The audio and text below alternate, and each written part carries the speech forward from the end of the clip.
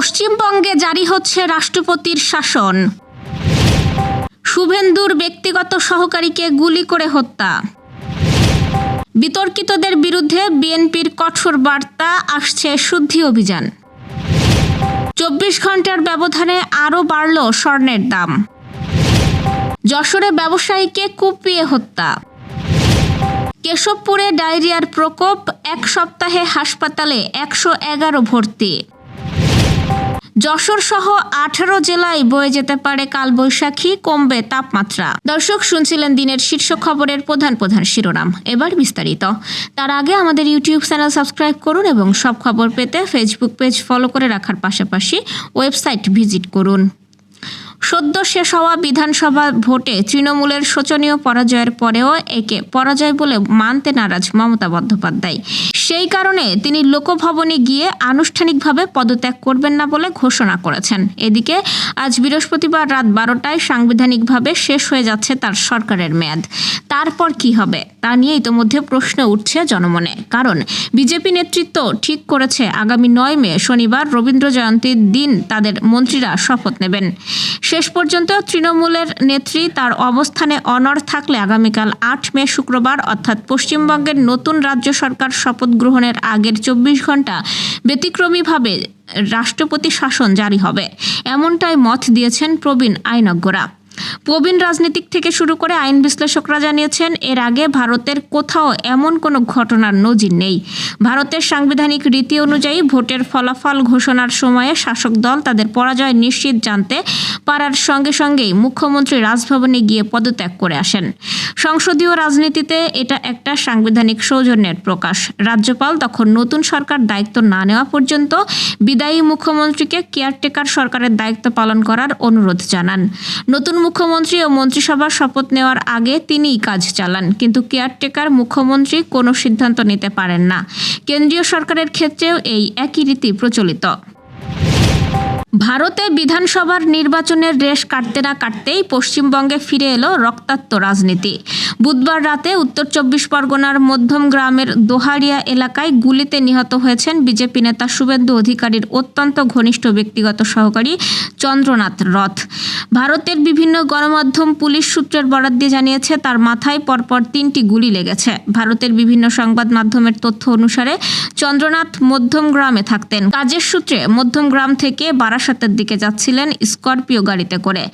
দোহারিয়ার কাছে যশোর রোড সংলগ্ন এলাকায় একটি নম্বর প্লেটবিহীন মোটর বাইক থেকে হেলমেট পরা দুষ্কৃতীরা তার গাড়ির কাচ ভেদ করে পরপর গুলি চালায়।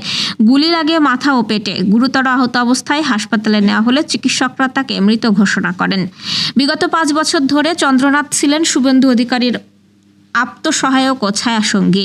শুভেন্দুর সব রাজনৈতিক ও ব্যক্তিগত কাজকর্ম, যোগাযোগ, সভা সমাবেশের তদারকি সবকিছুর দায়িত্ব সামলাতেন তিনি। 9 মে বিজেপি সরকার গঠন করতে চলেছে এবং সম্ভাব্য মুখ্যমন্ত্রী পদপ্রার্থী হিসেবে শুভেন্দুর নাম সবার উপরে। ঠিক এই সময়ে তার সবচেয়ে বিশ্বস্ত সহকারীর উপর এমন হামলা রাজনৈতিক প্রতিহিংসার গন্ধ ছড়াচ্ছে। ঘটনার পর এলাকায় তীব্র উত্তেজনা ছড়িয়ে পড়ে। পুলিশ, র্যাপিড অ্যাকশন ফোর্স ও কেন্দ্রীয় বাহিনী দ্রুত পৌঁছে এলাকা ঘিরে ফেলে। গুলিবিদ্ধ গাড়িটি উদ্ধার করে পুলিশ হেফাজতে নিয়েছে। পরিস্থিতি নিয়ন্ত্রণে অতিরিক্ত নিরাপত্তা ব্যবস্থাও নেওয়া হয়েছে। দলীয় কোন্দল, চাঁদাবাজি ও সহিংসতার ঘটনায় এবার কঠোর অবস্থানে যাচ্ছে বাংলাদেশ জাতীয়তাবাদী দল। বিতর্কিত নেতাকর্মীদের বিরুদ্ধে শিগগিরই শুদ্ধি অভিযান চালানোর প্রস্তুতি নিচ্ছে দলটির হাইকমান্ড। সম্প্রতি দেশের বিভিন্ন স্থানে হত্যা, হামলা ও চাঁদাবাজির ঘটনায় সরকার যেমন চাপে পড়েছে, তেমনি বিএনপির অভ্যন্তরীণ কোন্দলেও প্রাণহানির ঘটনা ঘটেছে। মানবাধিকার সংগঠনের তথ্য অনুযায়ী মার্চ ও এপ্রিলে দলীয় সংঘর্ষে নিহত হয়েছেন অন্তত 13 জন এবং আহত হয়েছেন শত শত নেতাকর্মী। এই পরিস্থিতিতে দলটির চেয়ারম্যান ও প্রধানমন্ত্রী তারেক রহমান স্পষ্ট বার্তা দিয়ে বলেছেন, অন্যায়ের সঙ্গে জড়িত কাউকে ছাড় দেওয়া হবে না। একইভাবে মহাসচিব মির্জা ফখরুল ইসলাম আলমগীরও দলীয় শৃঙ্খলা রক্ষায় কঠোর অবস্থানের কথা জানিয়েছেন। দলীয় সূত্র বলছে, অভিযোগ পেলেই ব্যবস্থা নয়, সরেজমিন তদন্ত করে দোষ প্রমাণিত হলেই সাংগঠনিক ও প্রয়োজনে আইনি ব্যবস্থা নেওয়া হবে। বিতর্কিতদের সরিয়ে সামনে আনা হবে ত্যাগী ও ক্লিন ইমেজের নেতাদের। জানা গেছে, আসন্ন ঈদুল আজহার আগেই বিএনপির সর্বস্তরের এই শুদ্ধি অভিযান শুরু হতে পারে। দেশের বাজারে আবারও বাড়ানো হয়েছে স্বর্ণের দাম। 24 ঘন্টার ব্যবধানে নতুন করে দাম সমন্বয় করে সবচেয়ে ভালো মানের 22 ক্যারেটের প্রতি ভরি স্বর্ণের দাম 2216 টাকা বাড়িয়েছে বাংলাদেশ জুয়েলার্স অ্যাসোসিয়েশন। ফলে এখন এক ভরি 22 ক্যারেটের স্বর্ণ কিনতে খরচ হবে 2,44,711 টাকা। আজ সকালে বাজুশের standing committee on pricing and price monitoring কমিটির বৈঠকে এই সিদ্ধান্ত নেওয়া হয়। পরে কমিটির চেয়ারম্যান দেওয়ান আমিনুল ইসলাম শাহীন সই করা বিজ্ঞপ্তিতে নতুন দর প্রকাশ করা হয়। সকাল 10টা থেকেই নতুন মূল্য কার্যকর হয়েছে। বাজুশ জানিয়েছে, স্থানীয় বাজারে তেজাবি স্বর্ণ বা পাকা সোনার দাম বেড়ে যাওয়ায় সার্বিক পরিস্থিতি বিবেচনায় স্বর্ণের নতুন দর নির্ধারণ করা হয়েছে। নতুন মূল্য অনুযায়ী 22 ক্যারেটের প্রতি ভরি স্বর্ণের দাম নির্ধারণ করা হয়েছে 2,44,711 টাকা। এছাড়াও 21 ক্যারেটের প্রতি ভরি স্বর্ণ বিক্রি হবে 2,33,572 টাকা। 18 ক্যারেটের প্রতি ভরি দাম নির্ধারণ করা হয়েছে 2,02,000 টাকার কিছু বেশি। আর সনাতন পদ্ধতির স্বর্ণের দাম নির্ধারণ করা হয়েছে 1,63,063 টাকায়। যশোরের অভয়নগর উপজেলার নওয়াপাড়া আনিস ট্রেড ভ্যালি ভবনের রুম ভাড়া দেওয়াকে কেন্দ্র করে বিরোধের জেরে আনিসুর রহমান নামে এক ব্যবসায়ীকে কুপিয়ে হত্যার অভিযোগ উঠেছে। নিহত আনিসুর রহমান নোয়াপাড়া বোয়ালমারি পৌর এলাকার মৃত মজিদ সর্দারের ছেলে এবং জয়েন্ট ট্রেডিং কর্পোরেশনের মালিক ছিলেন। ঘটনাটি ঘটে 6 মে রাত 9:30টার দিকে নোয়াপাড়া পীরবাড়ি এলাকায় তার নিজস্ব 6তলা ভবনের সামনে।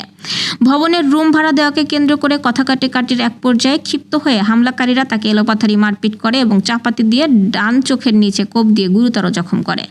স্থানীয় লোকজন আহত অবস্থায় তাকে উদ্ধার করে অভয়নগর উপজেলা স্বাস্থ্য কমপ্লেক্সে নিয়ে যায়। পরে কর্তব্যরত চিকিৎসক তার অবস্থার অবনতি হওয়ায় উন্নত চিকিৎসার জন্য খুলনা জেনারেল হাসপাতালে রেফার করেন। খুলনায় চিকিৎসাধীন অবস্থায় শারীরিক অবস্থার আরও অবনতি হলে তাকে ঢাকা মেডিকেল কলেজ হাসপাতালে নেওয়ার সিদ্ধান্ত হয়। তবে ঢাকা নেওয়ার পথে বুধবার ভোর 6:30টার দিকে তার মৃত্যু হয়। এই ঘটনায় এলাকায় চাঞ্চল্যের সৃষ্টি হয়েছে। পুলিশ ঘটনার তদন্ত শুরু করেছে এবং জড়িতদের আটকের চেষ্টা চলছে। বুধবার একই দিনে ডায়রিয়ায় আক্রান্ত হয়ে উপজেলা স্বাস্থ্য কমপ্লেক্সে ভর্তি হয়েছেন 26 জন। আর গত এক সপ্তাহে মোট ভর্তি রোগীর সংখ্যা দাঁড়িয়েছে 111 জনে। রোগীর অতিরিক্ত চাপে হাসপাতালের ধারণ ক্ষমতা ছাড়িয়ে গেছে। বেড সংকটের কারণে রোগীদের বারান্দা ও মেঝেতে চিকিৎসা দিতে হচ্ছে।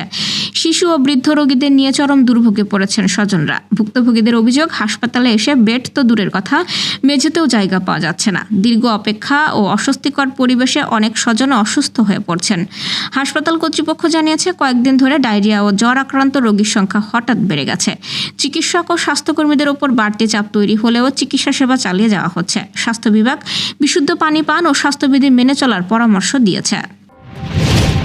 ভ্যাপসা গরম পড়ছে কয়েকদিন।